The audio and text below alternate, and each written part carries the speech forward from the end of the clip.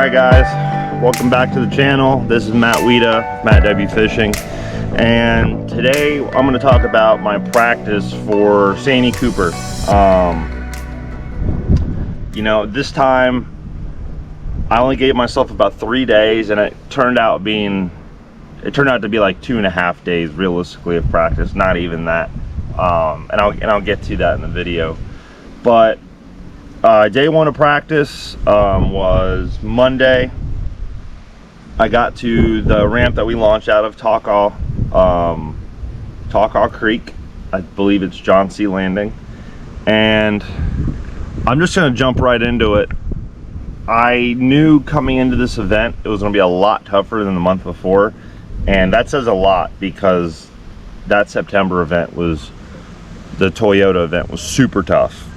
And this one I knew, just with the way the weather and the water levels, and with everything with the water from the hurricane, how everything was going to shape out. So long story short, right before this tournament, we didn't even think it was going to happen, because Hurricane Helene obviously came through Florida and made its way up to North Carolina, dropped a ton of water down there, and that water, some of that water up there ends up in Santee Cooper. It comes down the I believe it's the Cooper River. I may be wrong, but basically the water flows from, is it Columbia? This just shows you how much I know. Yeah, it comes down from Charlotte, goes through Watery, that's the river right there, and it makes its way into the top of Santee Cooper. So basically the entire upper lake was muddy, the entire thing. So what they did is they dropped both lakes to about 5 to 6 foot below full pool, and that's already tough. You can't put your boat in the water, you can't do nothing. Well, here's the other problem.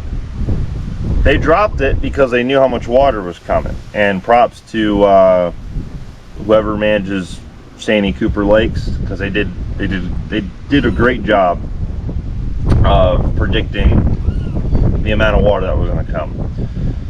So they dropped it 5-6 foot, and it came right back up, but all chocolate milk water, debris, balls of mud. I mean, it brought down all kinds of stuff. So I'm going to tell you real quick how I went ahead and fished in this event. So you can tell I got lines and scribbles and stuff all over the screen. Actually, I can see my old track line, trails, trail number 3. We're just gonna make this yellow, just so it's easier to see. All right. Well, yellow is another one of my tracks, but that's all right. So I come down here, start in this pocket, and it's early in the morning, so I really can't see a whole lot. And little did I know I'm going right through a bunch of hydrilla here. I could see stuff floating. I thought it was just a bunch of floaters, just floating debris. It was floating debris stuck in the hydrilla.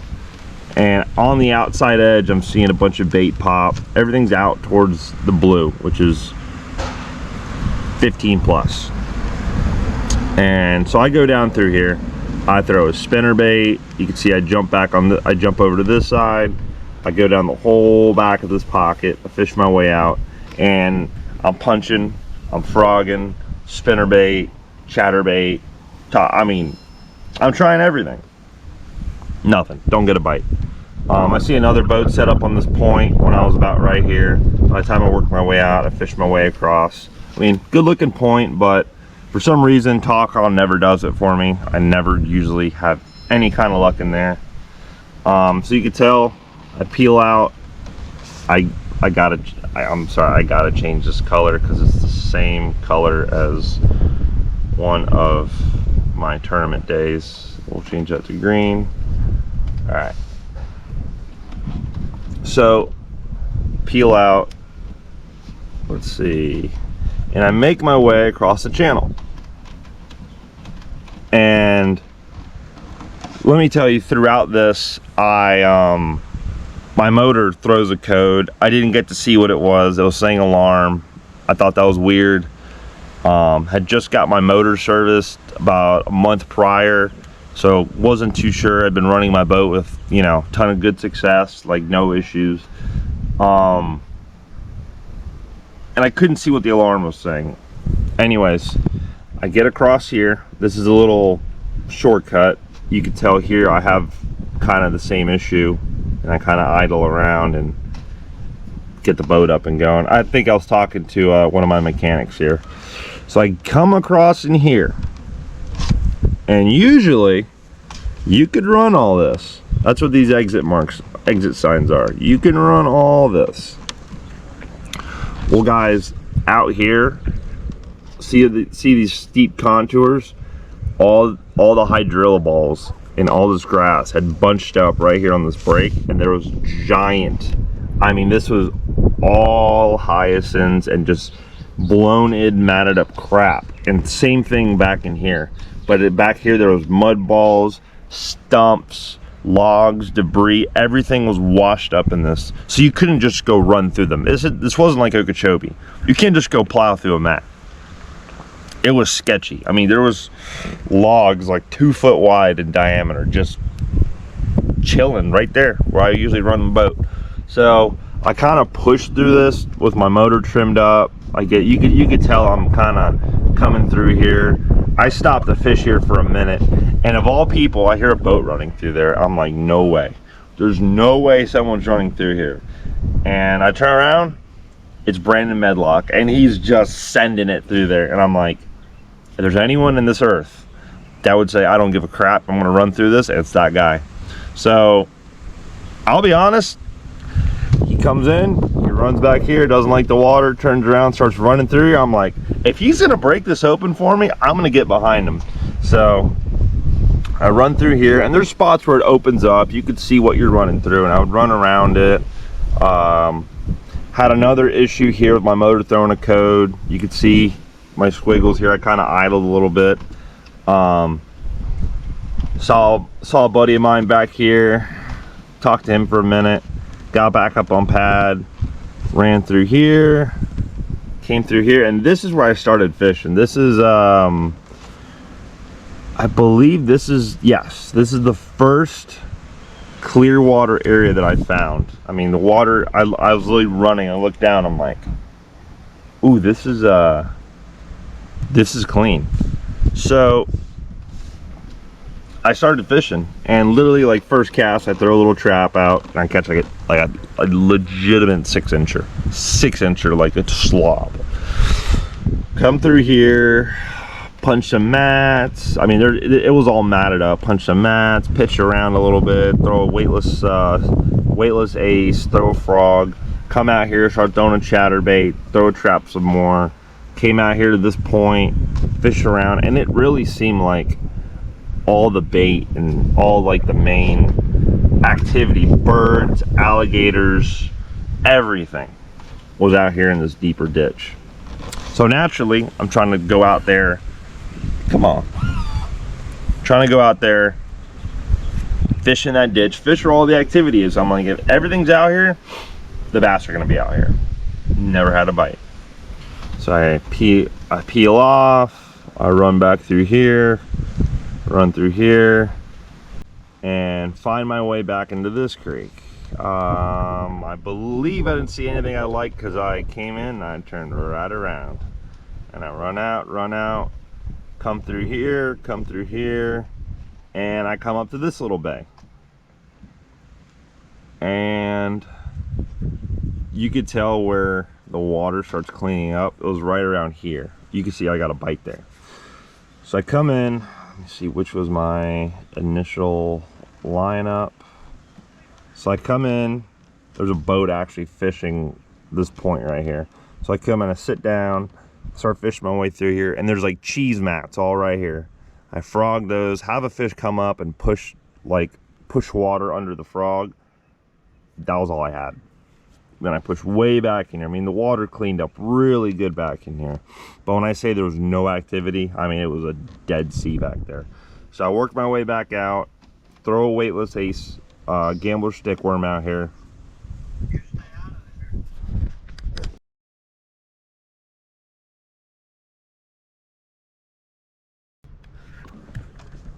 You can see I got a waypoint right there. That's right where I caught one on an ace. So stay here for about, I want to say, an hour and a half, and that's the only bite I have to show for it. So I run out, idle this little deal right here. I had some little shell bar that I'd marked last time I was here. Looked at it pretty quick, didn't feel like fishing offshore, so I peeled off, and yeah, I stopped and fished a little current here for a minute, but I peeled off and I ran my way down to Moultrie. So I come out and I go check my stuff from the month before. Oil looked completely different, but I will say this. I mean, we got some brush piles, there's an underwater culvert there, but I come in, I fish the edge of this flat, nothing. Fish around here, scope around a little bit.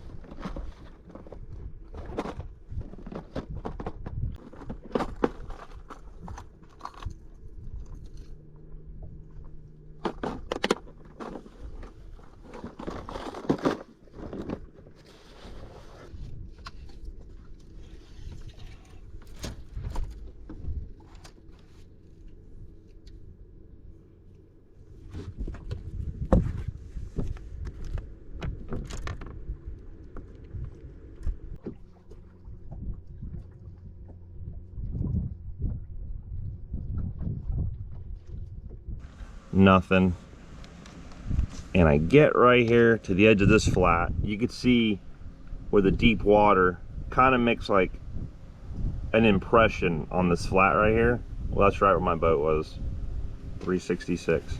And I fired up there and caught one about 3 pounds. Like chatterbait, sunk like a couple feet, and I caught one.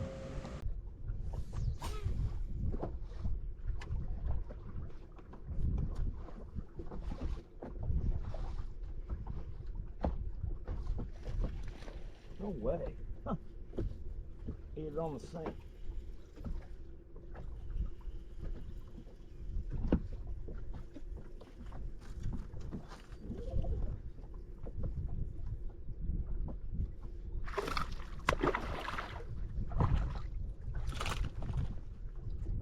Okay.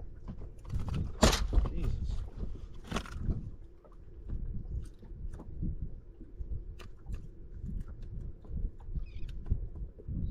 Got one.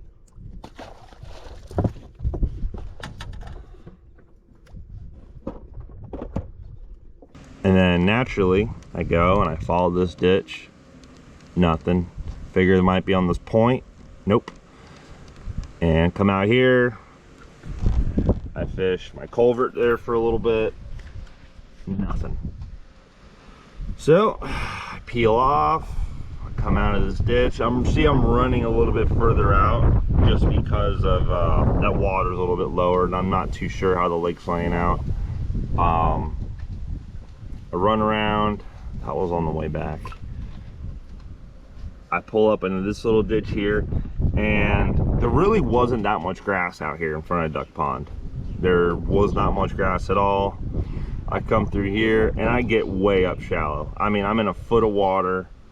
I run, I fish my way, I fish it through all this ditch. I mean, I'm pitching at isolated stumps, throwing a top water, throwing a chatterbait, throwing a spinnerbait. I'm just covering water.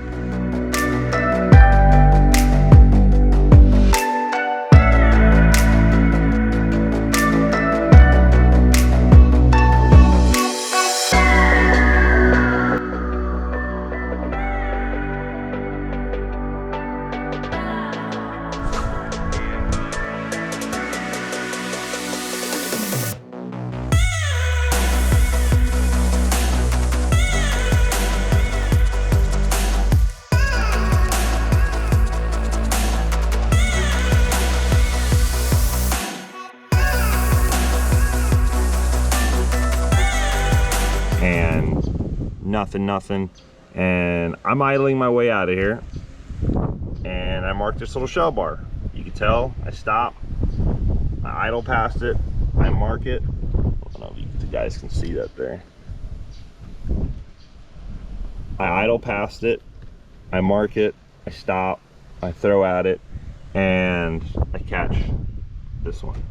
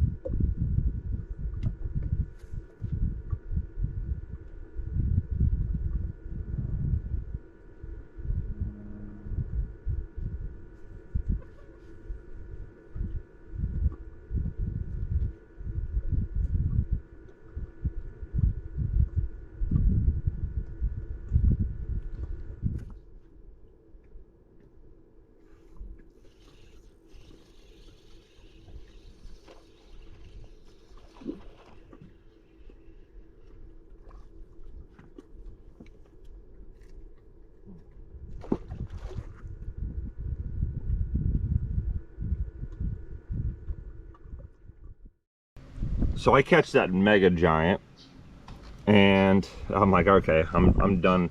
I'm not gonna do the drop shotting bluegill bed deal. I mean, that's what it was. It was just a real deep bluegill bed. And that was kind of a deal that I had figured out for the Toyota. I thought I did, because I lost like an 8 or 9 pounder doing it. And then right after that, I had a school of 8 inchers follow my bait in. I'm like, this is very weird. But I tried it in a tournament. It didn't work out, and it burned me pretty bad. So I kind of vowed to not do that in this event. So I go ahead, I fish this little bluegill bed. So that's what it turned out to be. I fish that, don't get a bite. So I come over here, check this contour line, don't see any kind of grass. So I actually I just run over to this levee wall, I guess you could call it. And I start going down it, and I'm throwing a plopper, and as you can see, I'm getting a lot of grass.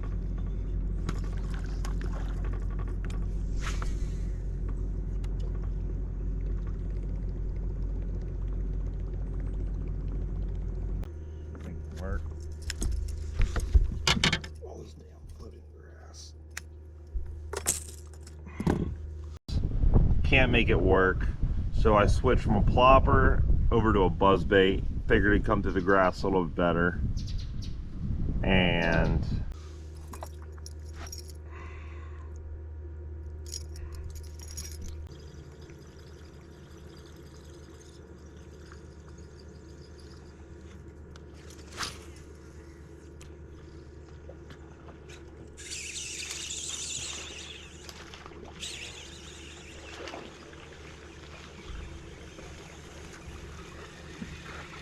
I mean, buzzer on the dam. Not a big one there, but it's a bite. So I catch that fish in the buzzbait, and I keep going down this wall.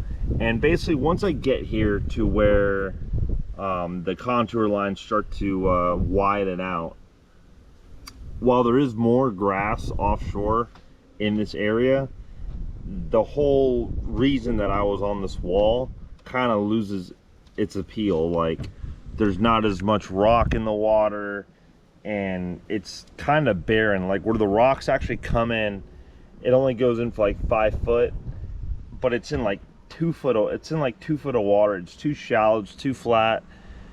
Like, there's nothing there that would make the wall hold fish there, if that makes any sense. I just didn't see as much bait. It wasn't near as good as when I first sat down and caught that fish. So I worked my way out here a little bit. I fish this little ditch, run in, don't get a bite. So I crank up and I run around to the other side. You can see where the contour lines are tightened back up, kind of like they were here. But as you can tell here, see how close those contour lines get on that wall? That's why that fish was there. It just, everything's set up perfect for it. Whereas here, didn't quite set up quite as well.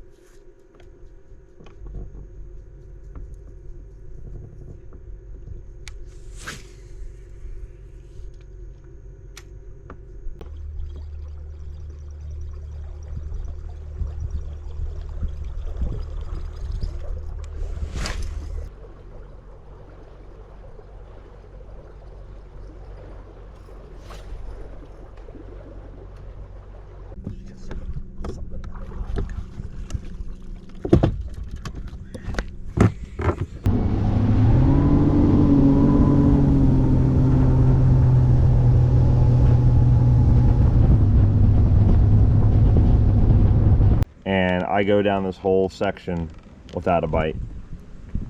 So I crank up and I run around.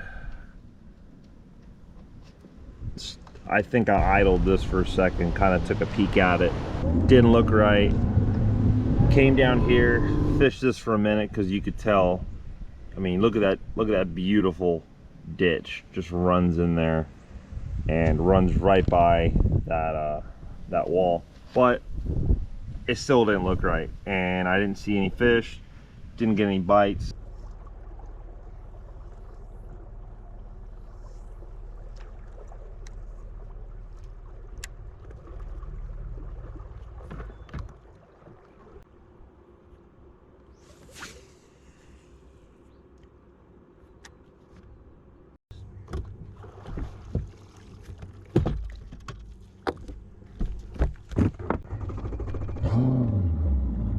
Guys, sometimes when you're running on a short practice, you kind of have to bail on stuff that just doesn't feel right, because most of the time, and here's the other thing that I've noticed with me in short practices, if I'm fishing somewhere and it just doesn't feel right, the first thing that goes in my mind is there's other places that look better or fishing better, have more fish than this. Like, why are we trying to force this?